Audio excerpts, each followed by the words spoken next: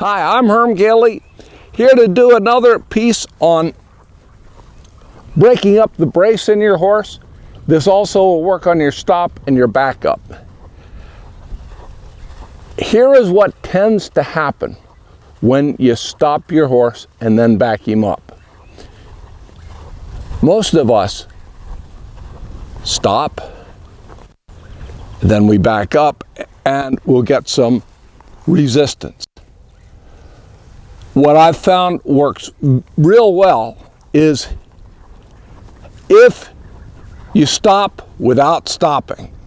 Now, that is a contradiction, but it isn't really. You don't dwell in the stop because that's where the horse gets stiff. You stop and immediately back up, go forward, and release. And this horse has gotten fairly good at this, but he would at first, just from being out over the winter and kind of reverting to his natural tendency to be kind of a stiff individual, he would brace every time I went from the walk to the backup. Now he's saying, well, you got me. And there's not a whole lot of brace there. But you will be surprised when you try that on your horse, because you don't think your horse is braced when he's standing there, but he is. When he's standing still, he congeals. He sets like concrete. And this horse probably won't do it. When you take a hold of him, he pushes back. So I'd rather he wasn't being so good, but I won't scold him for being good. Now, this works best at a walk or at a slow trot. I think it's a little demanding at the lope when you stop and immediately go back. Some horses can handle that. It might even be good for them. Not something I would do with this horse because he's not a big stopper. He doesn't break that well in the loin, and he'd have to reorganize himself. But let's see what happens if we just stop him. And see that little pull there? Do you see him nod his head? That little bit of speed, little as it is, allows him to brace. It's just a little higher degree of difficulty.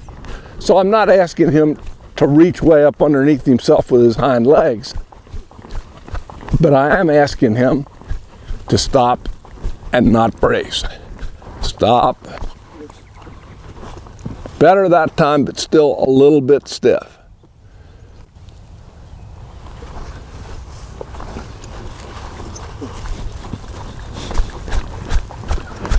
So this is a very low-key routine. You'll get some pushback the first few times you do it, but after a bit, they understand the process. And that was what I was after. Instead of pushing out with his nose and raising his chin, he folded and broke a little bit right here and brought his hind feet underneath him just a little. And by bringing those hind feet up, it allows him to flex his face and keeps him softer. That's a very simple thing that you can do anywhere. You don't need good ground. You don't need an arena. All you need is a horse that has certain basics. If your horse doesn't guide, doesn't stop, doesn't back up, well then work on those things before you get to this. But assuming he'll go forward, stop. There, see that little brace? I'm going to bump him in the belly there because he did it a little different way. He braced straight ahead instead of picking up his chin. Which seemed to him to be a new approach that might be an alternative to just giving.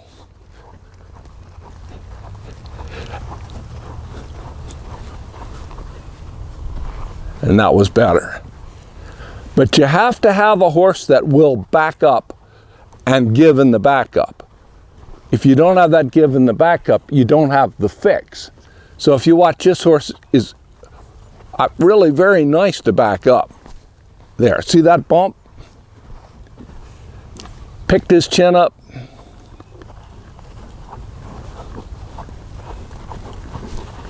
better. I am not pulling on him. I'm just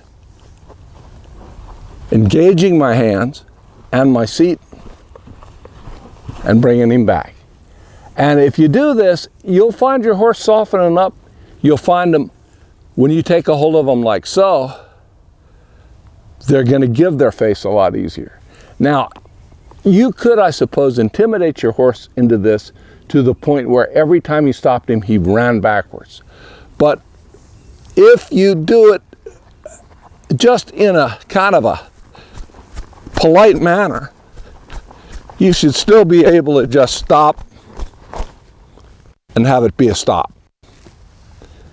And then what you may find, and I hope I'm right about this, is after you've done that a few times, even out of a stop, when they've had the time to sit there and set up like concrete, they don't. So, simple thing, give it a try. Always like to hear how it worked for you all, and come back and see us next time.